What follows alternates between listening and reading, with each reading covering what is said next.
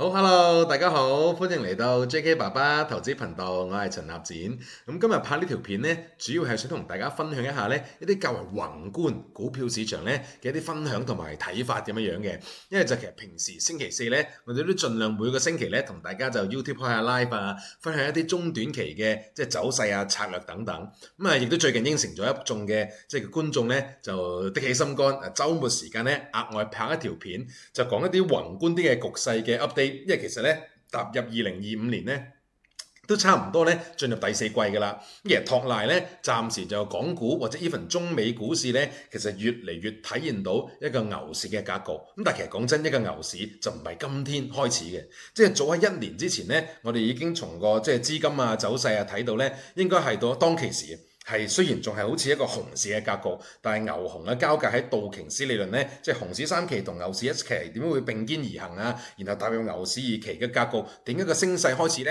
開始個波動會減少，好似譬如呢一季為例啊，即係雖然我哋6月份冇搞季度研討會，但當其時即係我哋開 live 啊，喺 YouTube 有錄影嘅情況下，講話其實喂6月之後23,000當佢唔穿㗎啦，咁啊一季4000點即係慣常嘅波幅，即係23,000、27,000咧，其實今季咧叫幾順利地體現咗嘅，咁變咗咧，即係亦都一個原因啦。即係點解星期日好似最近呢半年少咗拍片咧，即係都即係曬個冧之外咧，都交代一下。因為其實今年個格局叫做暫時走得咁順咧，即係其實平常開始少咗一啲令我好擔心要同大家叫 update 啊提點嘅地方，呢個其一啦。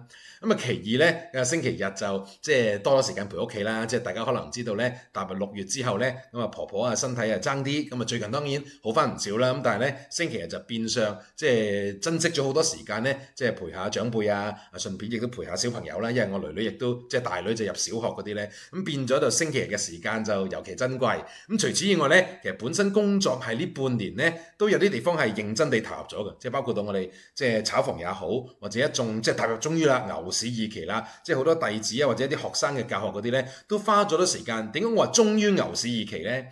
其實喺過往即係5、6年啦，即係我開始正式即係分享啊，或者創立我哋嘅商學院教學咧，其實呢6、7年時間咧係未正式踏入一個牛市嘅2、3期嘅睇法嘅。呢個亦都係咧今日想同大家喺度分享，即係嚟緊嘅走勢點咧。因為其實即係某程度上睇翻嘅日子咧，嗱我今日拍片咧就星期6嘅深夜，所以你見咧女女嗰啲唔喺度，我即係把握呢個時間啦。因為平時我都算早瞓嘅，但係而家凌晨2點都同大家拍埋呢條片，就係想即係希望額外花啲時間啦，即係啲重要嘅 update 都想趁個機會咧同大家分享。因為平時咧一開市就落市，即係短炒又好，中線又好咧，會諗好多策略嗰啲。咁但係其實任何嘅策略玩法背後嘅解釋啊，點解個選擇同埋更重要睇法從何而來咧？我都想從一啲宏觀嘅角度去 update。因為得嗰句咧，即係我有時就講嘢咧，我中意講個結論先嘅。而結論係咩咧？呢個牛市我認為係將會延續。而且我哋係會即係叫做甚至乎盼望啊，一個係歷史級別嘅大牛市。暫時睇嘅話咧，其實有機會我會描述就唔少過一半嘅。即係某程度上就係咩咧？呢個牛市要完結，一定係以中牛到大牛去到做基礎，就唔係小牛嗰一種咁樣樣嘅。呢個此其一啦。咁其次咧，既然係咁睇嘅話咧，嗱雖然而家今日我拍片就9月26號就2025年啦，呢個週末啦，好有趣啊！一陣間咧，我會同大家重溫翻咩咧？係一啲1年前好重要嘅數據，到底嘅睇法係咪延續，或者到今天點解有咁有信心咁呢？因為今日如果你問我，以佢最新收市價喺26,000，喂講真，如果你從上一年睇到升咗成萬點，升好多噶咯喎！啲人話呢，如果升3000點可以回1000、1500嘅，升1萬點可以回翻3、5千點咁樣樣，我覺得唔會噶啦。甚至乎呢，以目前嘅格局，尤其係過埋9月份開始，即係叫做有啲基本嘅因素定型嘅話呢，我會描述嚟緊牛市2期嘅新口訣係咩呢？係有買貴冇買錯。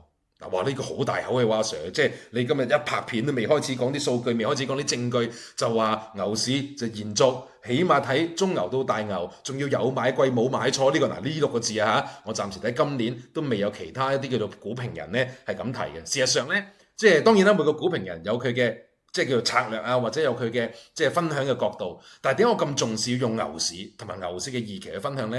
因為其實牛市呢個字啊，要承擔個責任都唔少嘅。基於道瓊斯理論呢，一個合理嘅牛市行得就係以年半兩年做單位，即係唔係一段升浪咁簡單咁嘅。即係你亦都要有呢個 forecast 呢，先至喺過往半年呢有啲策略可以 follow through 到嘅。而事實上呢，點解我都堅持呢個9月點都拍一條片，甚至乎幾條啦嚇。即係如果大家支持嘅話，可以打兩隻字支持我哋星期日嘅出片，即係多啲人支持咧，我即係心裏邊即係多啲鼓舞，多啲暖流嘅話咧，可能都會肯即係花多啲時間去講啦。咁但係其中一個重點就係我留意到，因為我哋炒房啱啱9月份咧，亦都做一啲嘅統計，即係一啲嘅交易記錄啊，即係大家嘅表現如何咧？我發覺其實牛市散戶真係容易啲贏錢嘅。係啦，即係點解我話散戶即係我唔想用散戶或者大戶嗰啲啦，即係但係我想描述就係牛市嚟係機不可失，哇！即係好緊要啊！今日又機不可失，又有買貴冇買錯，我都好似好興奮咁啊！咁啊就，但係點解我話牛市嚟散戶容易贏錢係因為散戶都係唔習慣贏跌市嘅錢嘅。因為有人問阿 Sir，咁你係咪今年贏好多錢呢？表現都唔錯，但係其實呢，我單月最高利潤嘅紀錄都仲係未打破嘅，因為之前跌市即係跌得好急啊嘛。即係其實就不過算啦，我哋唔講翻熊市嘅嘢啦，因為其實未來2年呢，好多事嘢要變，係變到呢，有啲嚟緊嘅走勢，大家 expect 係過往5年6年係冇嗰個經驗嘅，因為之前由2018年恒指去到33484，即係33000點嗰個歷史高位之後呢，其實係入咗熊嘅。係啦，所以之前如果你即係跟我哋一直以嚟分享會啊教學咧，即係有一段時間成日話要作為投資者要識贏跌市嘅錢，你冇計啊！佢即係成個熊嘅格局係不斷創新低、創新低、創新低，但係唔係啦，嚟緊呢幾年就係咩咧？就係牛市，機不可失，有買貴冇買錯，甚至乎咧，我覺得要破歷史新高呢個諗法啊，其實應該都要以高過一半嘅機會作基礎。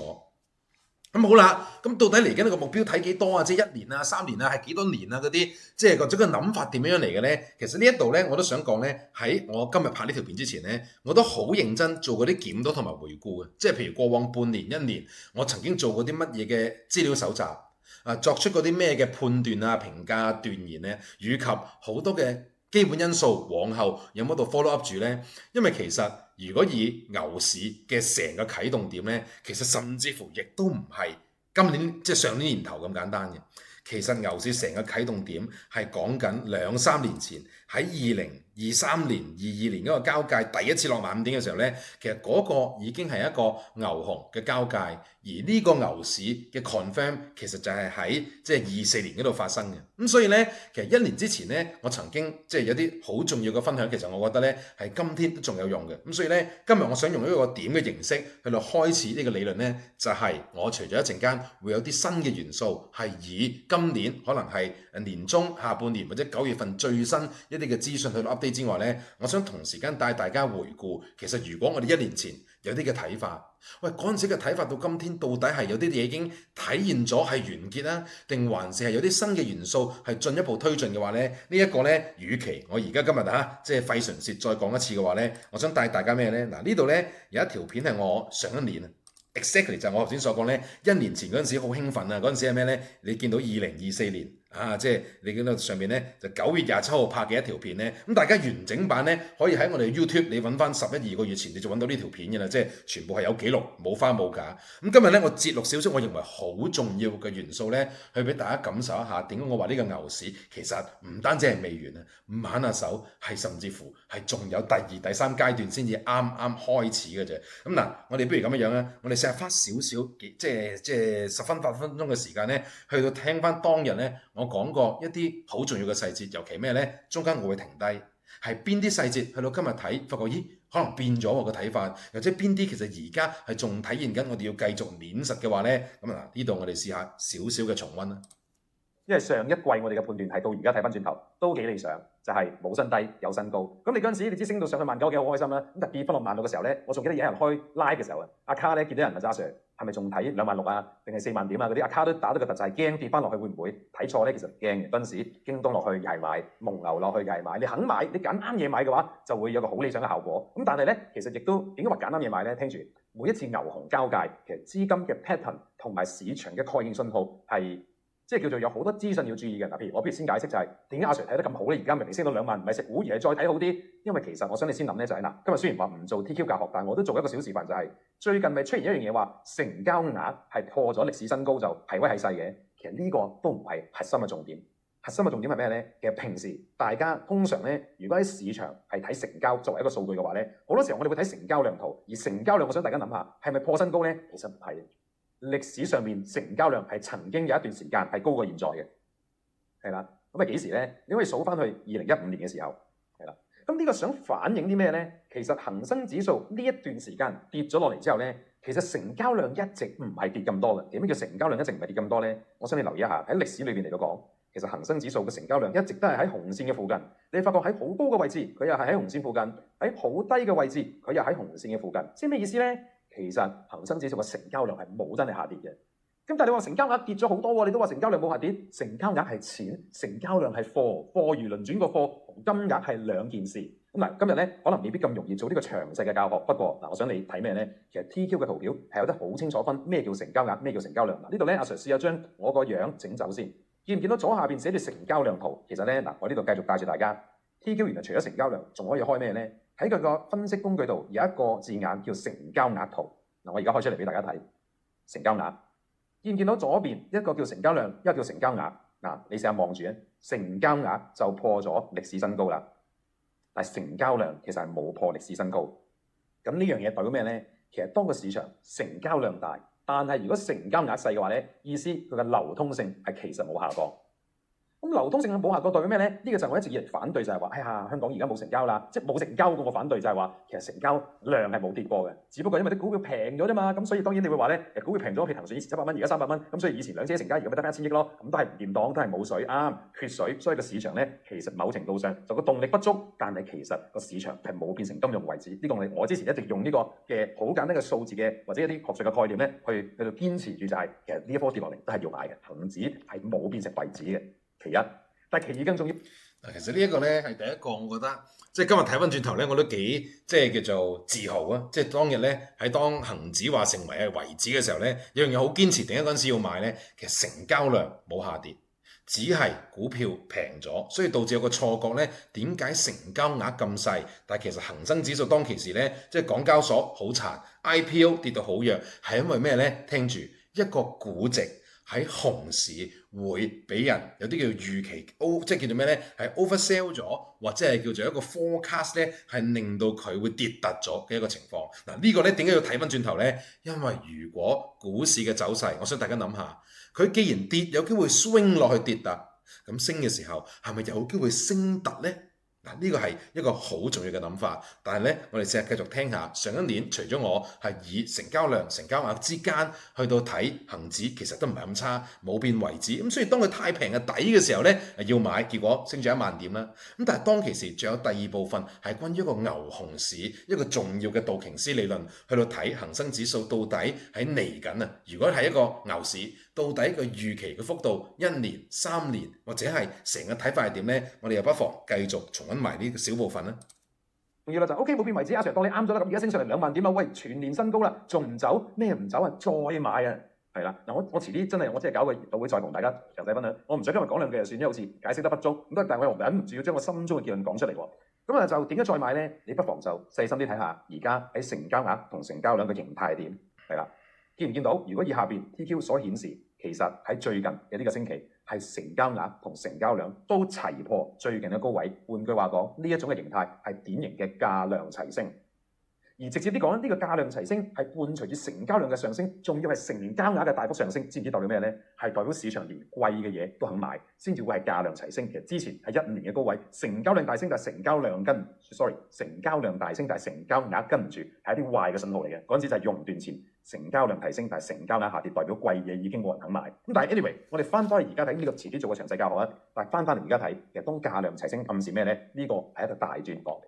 而呢個大轉角代表咩咧？今日成日睇到幾高咧？你問我，其實初步目標完全冇變過嘅。你話如果我哋當牛市嚟嘅話，其實恒生指數講嗰個中位價值係2萬6，呢個一定要到嘅，即係時間問題啫嘛。咁而家喂都算係咁啊嘛，各位一定要到嘅2萬6咧，咁啊其實都唔啱啱好1年時間咧，咁啊到咗啦。咁啊而嚟緊睇啲咩位咧？我當日點講咧？我睇翻先啦。內地出大招喎，而且咩咧？喺成交額破頂暗示咧，其實市場參與嘅持份者嗰個數量嘅質同量係變咗嘅。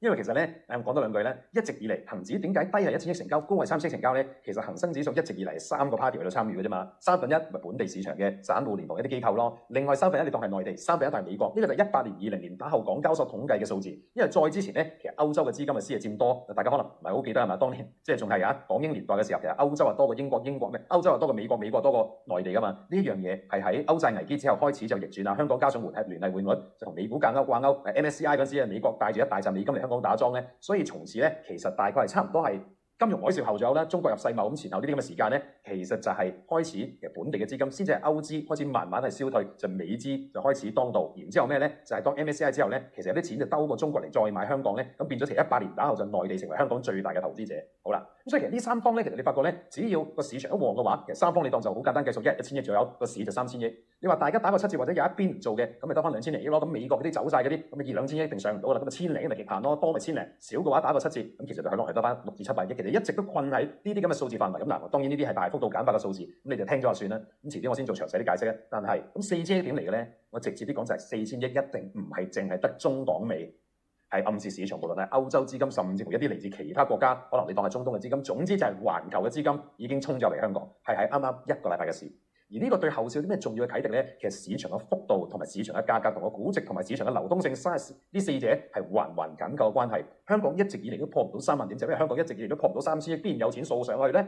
而今日香港睇2萬點嘅時候已經上咗4000億，其實係一個好瘋狂嘅數字啊！咩叫好瘋狂嘅數字咧？你要啲嘢好貴都有4000億，其實都係得一半嘅成交啫嘛。而家喺2萬點有4000億成交，如果而家呢個市道啊，你諗下，如果你而家嘅市道係喺即係恆生指數而家係值4萬點嘅時候，而家係講緊。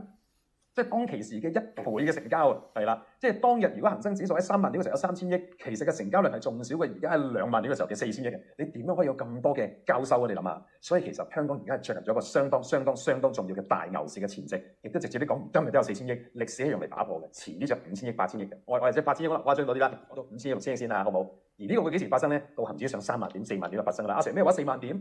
四叔講過4萬點，一直都20億都未捐到喎。我同埋有啲大師又講4萬點，阿 Sir 你唔係跟狗水咩嘛？我都想話唔係，但係今日咧，我只係要睇晒呢一陣，如果上升嘅話，自從有今個禮拜嘅證據就唔係吹水嘅。即係之前你任得你吹，你話幾多萬點都得，但係今日出咗呢4000億，其實直接暗示恒指如果呢一波牛市係成立嘅話咧，其實向上睇應該係新高。而新高當然唔係今年啦，你當2新牛嘅事啦。但係3年後我哋嗱，今日不如試下定嘅日子啦。今日就當10月1號準備國慶啦。你試下睇下2027年嘅10月1號。到期時可能唔排除，唔好話破3萬點啦，4萬點其實唔係一個目標嚟嘅。如果你個量度嘅叫做幅度，或者從個價量嘅關係，從而家嘅估值連同倉位喺3年後嘅 forecast 嘅話咧，其實如果33000點呢個歷史高位破得嘅話咧，我覺得你當即係最基本向上，如果係一個進取嘅目標，應該45000到48000呢個位置嘅。其實4萬點唔係一個阻力嚟嘅，到時升上去一係就直上45000嘅，你當4萬點係一定唔會停嘅。但係呢個我今日講啦嚇，咁3年後我哋睇翻轉頭，睇下1年冇發生，2年就到咗啦。不過我想講明就係咩咧？呢單嘢要發生其實正。係今天呢個嘅基本嘅因素同埋技術嘅走勢，以至目前嘅資金波係唔夠嘅。恒指要破4萬點，一個好關鍵嘅元素就係恒生指數嘅公司一定要改革。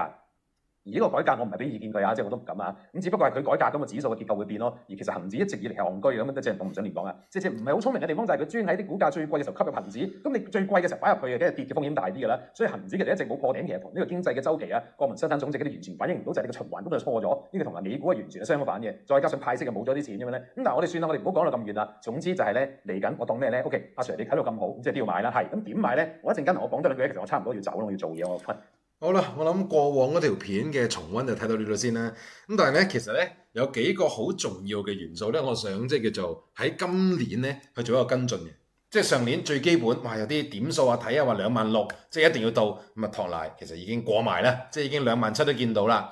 咁啊，依個亦都同我哋喺即係1年前我哋喺季度研討會話今年係18000到20000點呢個範圍咧，其實如出一轍嘅。咁嗰個我唔整翻條片嚟，即係叫做俾大家睇下我幾準嘅啲咩咧？因為其實準已經準咗噶啦，而更重要係咩咧？係啲細節。其實1年以嚟咧，喺我哋1年前啱啱試嗰條片，2024年9月27號啊，收咗市嗰個週末拍片嘅時候咧，點解會咁興奮咧？嗱，記唔記得我講過幾個元素？第一就係當其時一個價量齊升嘅形態，而更重要就係睇到咩咧？就係除咗中資、美資同埋港資之外，肯定係有歐洲同埋中東，即係環球嘅認同喺香港發生。而其實呢段片我臨尾仲有一句説話咩咧？就係好似拉弓。會有回頭戰嘅，成個牛市既然成立嘅話咧，其實當其時你都仲係要買，即係衝破2萬點係全年嘅新高都係要買。好啦，咁但係當其時又問大家買咗幾多，敢唔敢買咧？呢一樣嘢點解重要咧？就到今日啦，我睇下26000點，如果轉頭我同你講話有買貴冇買錯，你而家個倉位結構係點咧？嗱、這、呢個我就一講又有啲肉緊嘅啲嘅，咁當然咧今日就唔涉及任何投資建議嘅，但係要有個信心喺度買，你一定要對背後一啲發生過嘅數據嘅跟進，以及成個技術走勢，即係嗱，我平時判市呢，就係呢三樣嘢，基本分析我會做嘅，即係到底成個 money flow 係點樣樣，或者成個 money supply 啦，因為 money flow 其實比較係技術面嘅 money supply，即係到底喂息口係點啦，或者叫做企業嘅增長啊，經濟嘅走勢係點呢？呢個係價值層面呢，有啲嘢可以計價計出嚟。其次就係咩呢？咁技術走勢點解咁重要呢？就係其實雖然你計到個合理價格，但係市場你諗下有冇恐慌或者貪婪，即係叫做亢奮或者係過度悲觀呢？而呢個係重要嘅，點解呢？因為其實而家嘅核心就係到底香港係咪入咗牛市呢？牛市呢一段係幾大嘅參與度啦，同埋第三就係如果咁大參與，即係如果個參與度大嘅話，到底成個歷史一啲技術走勢嘅 swinging 會係點呢？因為其實恆指如果係以上一個5年嚟計，有啲位係跌突咗。咁一陣間先同大家去到計，如果跌突咗，升嘅時候又會唔會升翻突，令到成件事到時可能個估值嘅超標先至係嗰個目的地呢？咁嗱幾樣嘢去到做叫做 update，而最後呢，除咗基本面同埋技術面之外呢，其實第三就要用資金盤路去到做最後嘅 confirmation，呢個就係我自己本身一個叫319嘅投資法3個面向嘅分析咁樣樣。咁好啦，咁我哋不如講下就係1年前嗰陣時咁興奮幾個原因。第一，恒指估值好差；第二，其實恒指嘅流通性冇低到嘅，只不過因為估值差，所以變咗 IPO 就梗係唔會喺低估值嘅時候嚟啦。你咪嗰陣時我哋咪講話，你唔好信啦，恒生指數係為止，到遲啲升翻上去，牛市慢慢去到中段嘅時候，啲 IPO 就會翻晒嚟嘅啦。結果連富衛啊，即係香港嚇首富嘅，即係 Heritage 嗰啲咁都翻咗嚟嗰啲咁啦。Anyway， 想講嘅就係其實好多嘅基本因素係應該要配合住個技術嘅分析，喺成個牛市二期嘅逐步體現嘅。咁1年以嚟其實發生咗啲咩大事呢？由上一年中秋節嘅組合拳救市之後，其實就係特朗普登基，然後就貿易戰，哇！嗰陣時全球就打咗個大突嘅，咁但係你發覺全部都收復咗，跟住就咩呢？開始就到中國就 show 肌肉啦，包括到 DeepSeek 啦。包括到就係軍事啦，即係印巴啦，以及就係9月嘅閱兵。而到今天，其實美股都再減息嘅話呢，其實呢喺呢1年以嚟呢，我會描述符合牛市延續嘅數據，喺經濟層面或者基本因素層面呢，係都幾唔錯嘅。嗱，你留意下企業嘅盈利係 OK 嘅，企業係出好多好消息嘅，開始有啲收購合併嗰啲出現嘅，包括到啲街鋪都俾人買咗啦，跟住就你譬如最近阿里巴巴嘅好消息啦，以及係即係有好多合作嗰啲咁啦，以及係咩呢？好多之前貿易嘅壁壘啊、封鎖嗰啲呢，其實睇得出有好多因素係似改善嗰邊嘅。即係你話地緣政治唔好仗打唔係，即係台灣會點嗰啲，亦都唔敢亂講。但係今天如果你話以基本因素要去撇除或者係擺脱一個低估值嘅週期嘅話呢，我會描述好多重要嘅元素已經成立咗㗎啦，包括到要制裁、要禁嗰啲都禁到盡啦。即係冇得再禁㗎啦，即係壞消息即係出盡㗎啦。但係呢，要翻生嘅，要令市場有信心嘅，包括到喂，你要大佬而喺度投資，你都有嗰啲軍事嘅能力去到保護自己啊。包括到係喂，科技封鎖你咁耐，你有冇能力發展嗰啲呢？你睇阿里巴巴由 DeepSeek 到阿里巴巴有啲嘢睇到啦。咁企業嘅增長點呢？呢個要小心喎。其實經濟嘅企業增長呢，就個別板塊嘅啫，唔係間間都咁好。但係成個恆生指數啦，以權重股成分股嚟計呢，其實佢嘅盈利能力以1年前對比係上升咗，所以你唔好睇而家恆指升到26,000啊 ，P/E 都係13倍左右。其實呢個 P/E 以恆指現階段嘅嗰個基本因素，唔單止食得起有餘，佢因為嗰個增長係比以前好咗嘅話呢，其實就係一啲絕對唔過分嘅估值，而更重要係咩呢？全球對呢一個咩呢？叫做股票資產嘅回報嘅要求呢，嚟緊係會降低嘅。嗱，咩叫嚟緊嘅要求會降低呢？因為減息啊嘛。而減息，我哋有個好重要分析就係，喂，嚟緊到底減息係一個叫做一次性定還是係週期性嘅呢？咁似乎鮑威爾嘅口風就話，都當唔係一次性嘅啦。暫時睇點陣圖，嚟緊2年裏邊減息，即係你額外半厘到1厘呢啲都係合理嘅範圍。而當息口下跌，其實有幾樣嘢嘅，包括錢會平咗啦，錢平嘅嘢會貴嘅咯，咁啊資產價格上升嘅咯。唔係未必一定經濟向好啊！如果經濟向好就唔得了㗎啦，因為經濟好唔好啊睇即係企業啊、信心啊呢啲咁㗎嘛。咁即係我覺得開始咧講到有啲零碎，一講宏觀嘅嘢咧，其實我發覺一次過想講晒就有啲貪心啊。嗱，我照繼續講埋落去啦。咁啊，其一啦，其二就係即係當息口下降嘅時候咧，其實美債嘅債息都會同步下降，大家已經見到㗎啦。而債息下降代表咩咧？其實市場無論係對回報嘅要求同埋個風險嘅胃納係會變嘅。因為當你入加息週期都債息好高啦，我買債都4、5厘嘅時候，邊個肯攞啲錢出嚟冇風險去做生意啊？你做生意可能回報得嗰譬如8厘咁樣10厘，我買債都5厘嘅時候，咁你8厘都唔係好穩陣嘅，仲可能有風險啊，又可能賺得多又要交稅啊，諸如此類7除8扣嗰啲呢。咁但係你而家個息由5減到4，如果減到3厘嘅話，喂咁如果你本身賺緊6到8厘嘅嘢，就個回報就唔錯噶咯喎。其一，其二，當錢太平嘅時候，個融資嘅成本係下跌嘅話呢，其實本身有能力嘅公司就會變得多噶啦。嗱，不如我用幾個簡單嘅説話去描述就係咩呢？喺大熊市嘅時候，即係當你息又加啊，企業嘅增長又低啊，然後就開始有啲可能係之前係恒大啊嗰啲泡沫嘅破裂啊，資金流嘅斷啊，以及再加埋封鎖嗰啲呢，即係驚你嚟緊生意越做越差呢，個估值就會提前就估低，因為驚你嚟緊賺錢少啊嘛。當嗰個週期一完，而係成件事翻轉頭嘅時候呢，其實個估值唔單止會回翻合理值啊，個估值係有機會因為呢幾年嚟緊不斷，無論係個息口下降啊，企業嘅盈利上升呢，其實係有機會反而令到個估值向上推嘅。所以咧，呢個效應會係點呢？其實本身你間公司都係賺到錢，但係因為風險高喎，或者嚟緊即係債券回報高喎，吸引好嘅話呢，你個股價會俾雙重嘅壓力去到即係睇低嘅。因為喂，我要買不如買債，或者係喂我驚你嘅即係生意差，不如就提前就沽定你先嘅話呢，會沽突。咁而家沽突嗰啲其實唔單止會翻嚟正常嘅價位，其實嚟緊當我哋見到接連2年嗰啲經濟數據向好嘅話呢，其實係當息口下跌，嗰個股價會向上，而當企業盈利向好嘅時候呢，股價就會亦都會進一步令到個估值呢有機會成大啲咁樣呢。其實直接啲講就係應該，如果以而家呢個估值喺度計算，其實恒生指數喺下一段嘅升勢呢，以基本因素睇嘅話呢，其實33000都唔係特別貴嘅啫。係啦，咁所以點解先會諗就話一半以上係有機會係諗一個歷史新高，呢個係基本因素嘅層面。咁但係，喂，你話33000係唔過分啫。但係其實如果要提前升到36000、40000點嘅話呢，你係要不就係個估值係要超前，要不就係企業嘅盈利明顯增長先至做到啊嘛。咁呢個而家其實係未知道嘅喎，而基本因素係要靠咩呢？就係而家當佢上到，而第時半年、1年不斷新嘅 update 裏邊呢，如果見到盤數追到嘅話呢，咁啊成件事更加合理咯。咁但係而家永遠都係睇唔到將來盤數，就等於我哋當日喺17000點嘅時候都睇唔到點解要升到26000㗎？喂，點解要升10000點？唔通到時賺多啲？唔通到時有啲先嗰啲冇樣嘢知嘅？所以呢個就係呢個重要在於咩呢？就係技術走勢點解重要啦？咩叫技術走勢點解重要呢？因為其實我哋買股票其實個概念就係平嘅梗係買得啦，因為佢平嘢有機會回歸均值，亦都有機會。平嘅嘢係變貴噶嘛，但係當你喺熊市嘅時候，你唔會夠膽諗佢平變貴噶，平嘅回均值，平嘅回均值，一回均值啲人恐慌又將佢推向偏平嘅，呢個就係熊嘅週期啊嘛。但我哋一齊諗下，如果我哋信呢個一個牛嘅週期，牛市嘅意思就係咩呢？就成個動能啊、經濟啊發展係向上，而令到個估值有機會點呢？就冇辦法停留喺平啦。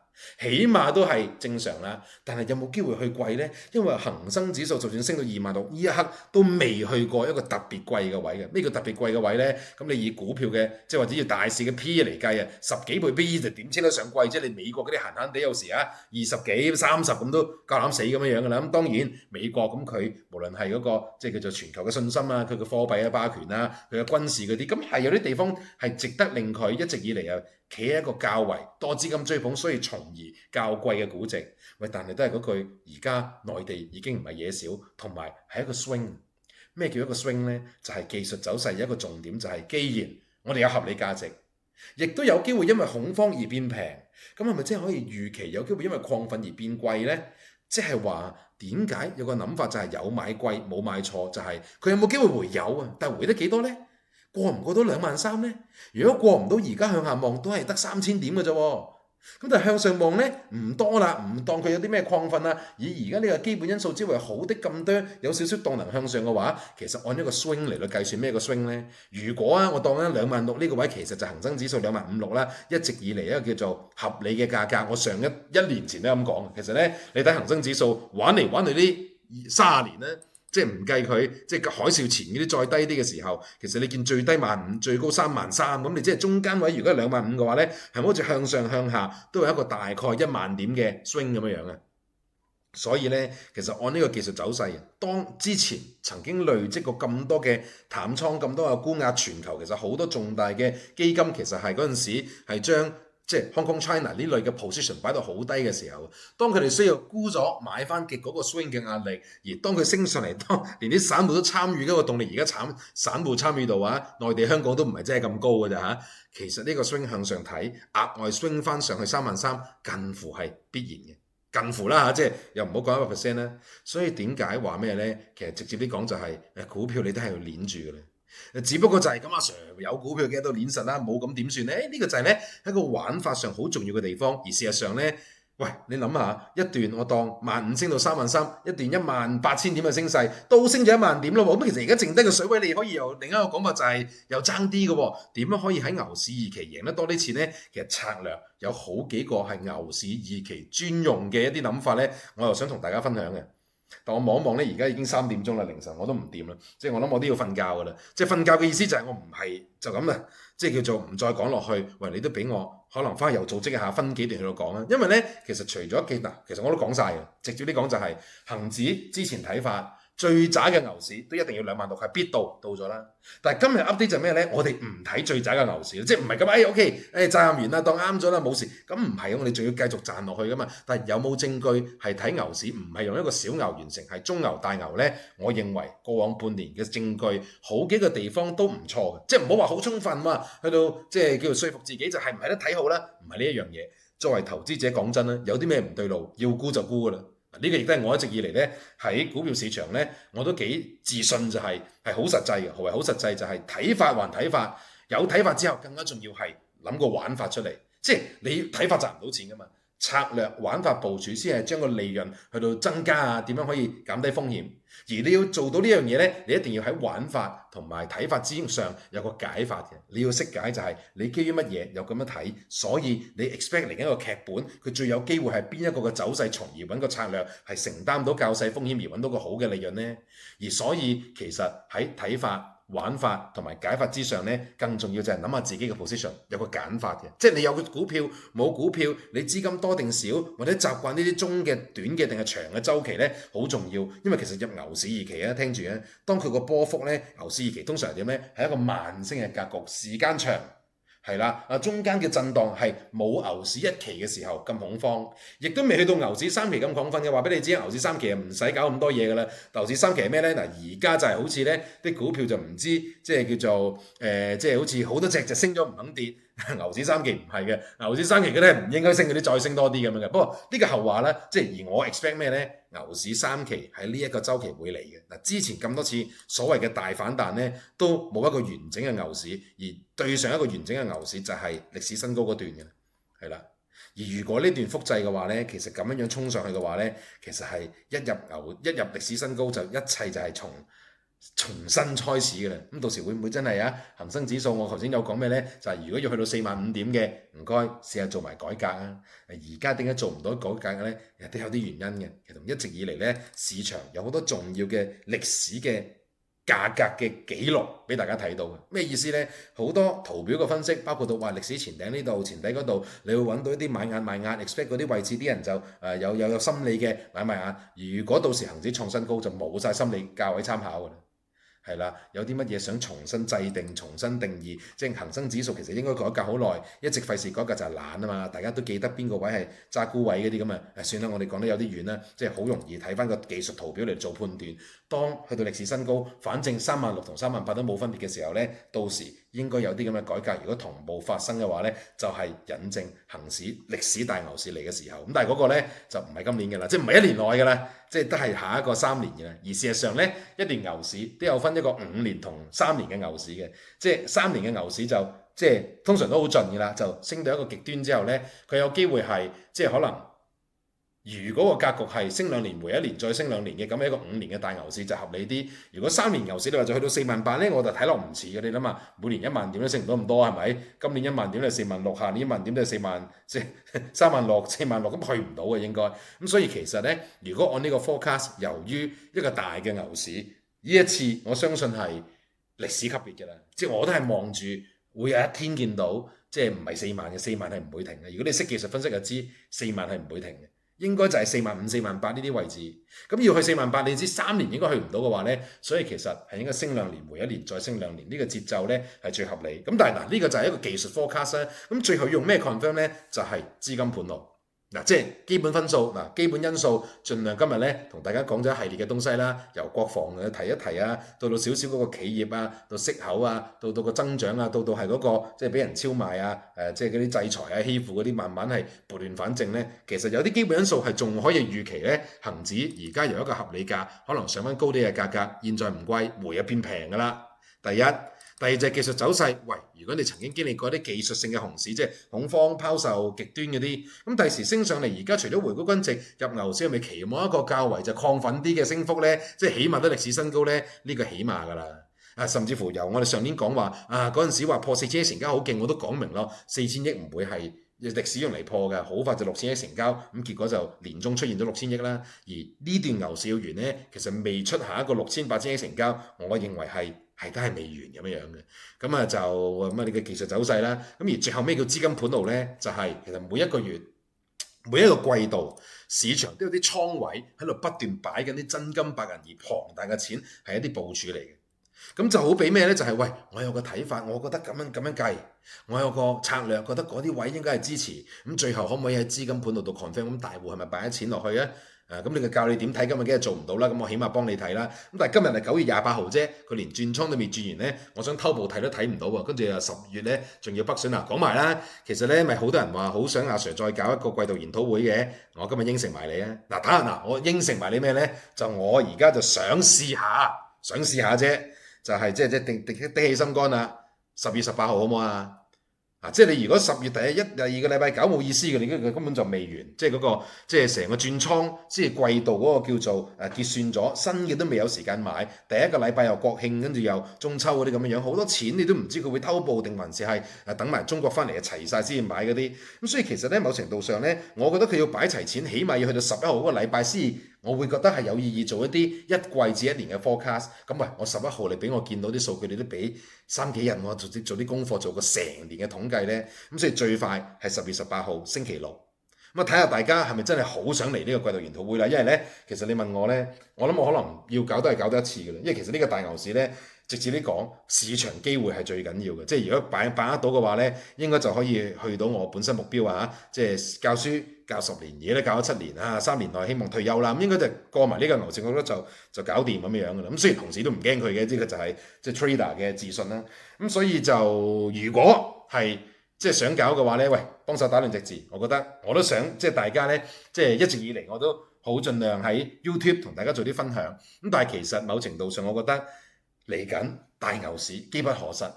即係如果你係有啲叫做對呢啲嘅嗱，譬如今日啲內容係吸引到你嘅話呢，我想你幫我做多一樣嘢嗱。第一，如果你都想有季度研討會嘅，你話支持季度研討會，即係打兩隻字，氹下我開心。我見到多留言嘅，起碼有30-50個支持嘅，我就應承你就18號搞。我翻去睇下有冇人留言啦。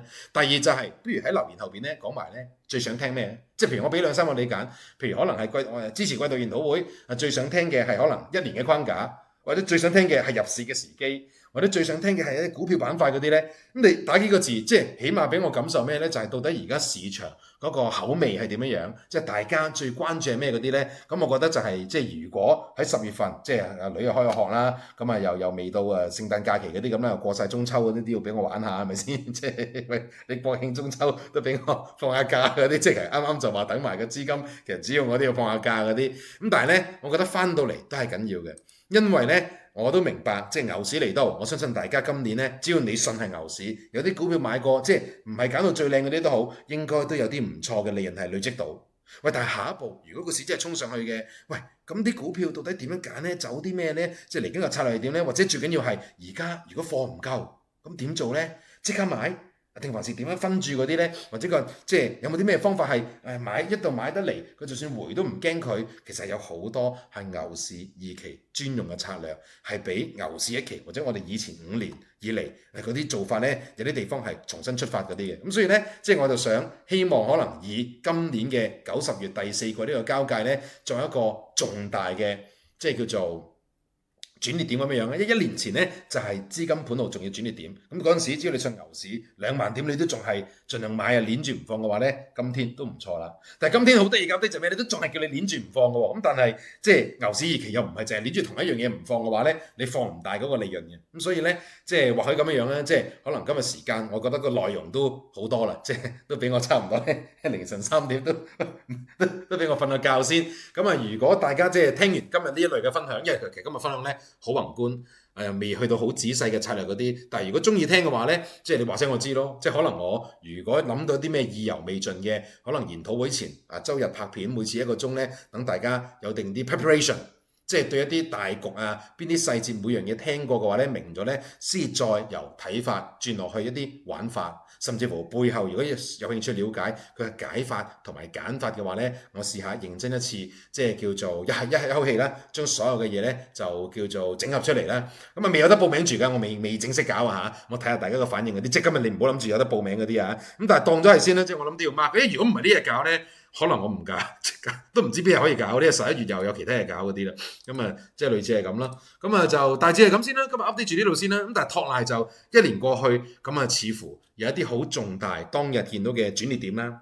即係佢嘅價量齊升往後嘅啟示啦，以及我哋前1、2季即係今年成年嘅即係 forecast 18,000到28,000呢個諗法咧，咁都叫做托賴，都叫做都完成度都唔錯。咁而即係到底下一季、下一年即係嗰個框架係點樣啊？或者個策略點解話咁強調牛2同牛1成個策略會有唔同嘅話咧？咁或許到期時可能連埋一啲可能例子啊，或者一啲嘅實質操作上嘅分享啊，或者啲專業嘅交易嘅思維嗰啲咧，咁如果大家有興趣聽嘅話咧，咁啊打兩隻字話俾我知道啊。咁啊即係最後就點咧？就祝願啦，即係恆指其實就都好唔錯噶啦。即係由低位反彈講緊12,000點嗰啲，咁啊就但係就捉完就咩咧？呢段未玩完嘅，係啦，亦都合理地咩咧？並不是一個奢望嚟嘅。按我哋即係一直以嚟嘅諗法就係、其實之前哇，即係一段大嘅熊市落嚟，有幾樣責任要負翻嘅。你譬如內地房市咁啊，即係有啲地方做得唔好，同埋金融市場內地一直以嚟咧唔開放。但係聽住咧，呢個牛市嘅延續，其實另一樣嘢就係同上證有關嘅。我先話上證10年唔炒呢轉嘢。佢真係突破10年框架啦，上證嗱，你一度即係追蹤翻我哋一直以嚟講嗰個東西，好有趣地咧，即係好似好多微細嘅東西咧，真係逐步衍生出嚟嘅。你見到10年唔炒嘅上證，終於突破呢個10年框架，係啦。咁既然如果內地股市都要炒嘅話，香港一定成為咩呢？一定成為當中其中一個呢係伴隨呢個舞台嘅主角嘅。咁但係當然咧，呢個開始又拆開咗啦。咁啊，內地咩走勢政策係咪直升啊？內地唔係直升，我覺得點都要回一回嘅。咁而嗰個回調同香港之間嘅關係係點樣？從而衍生到未來一季、一年點樣把握嘅話呢？咁啊就即係啦，即係可能我哋今日就講到呢一度先。咁反正即係叫做又唔係今日叫你買邊隻股票嗰啲咁樣先啦。即係咯，即係大致上有個宏觀嘅框架俾大家。咁至於可能就每個禮拜4，咁我哋譬如可能分享緊短期邊隻股票好嘅機會嗰啲，我自己做啲咩嘅話呢？咁啊留待翻禮拜4同大家做啲 weekly 嘅，即係叫做短期嘅機會嗰啲嘅跟進。咁如果大家有興趣，可能星期日聽下呢一啲叫做較為宏觀嘅視野，從而呢可能對一啲中期嘅部署呢係攞翻啲嘅基礎，甚至乎信心嘅話呢，咁啊有興趣的話就留言話俾我知道。咁啊就係啦，今日就多謝大家嘅時間啦。咁啊講住咁多先啦。咁啊期待咩呢？就係即係無論我有冇時間再拍片都好呢，都係咧期待即係好多我哋即係叫做期待已久嘅，即係香港嘅一個大牛市呢，就會喺呢一轉度延續落去。咁啊，如果有啲咩唔對路，一定會同大家 update。但否則的話嘅呢，我覺得俾啲信心。其實最緊要咩呢？每間公司同埋作為一個投資者做好自己，做足功課嘅話呢，其實喺本地市場作為國際一個金融嘅主要嘅都市嘅話呢，我認為依然係機會處處嘅。好啦，就咁話啦。咁啊，多謝大家嘅時間。如果有任何新嘅資訊呢，就再做更新嗰啲啦，好唔好？好，講住咁多先，我哋就下集再見。Thank you。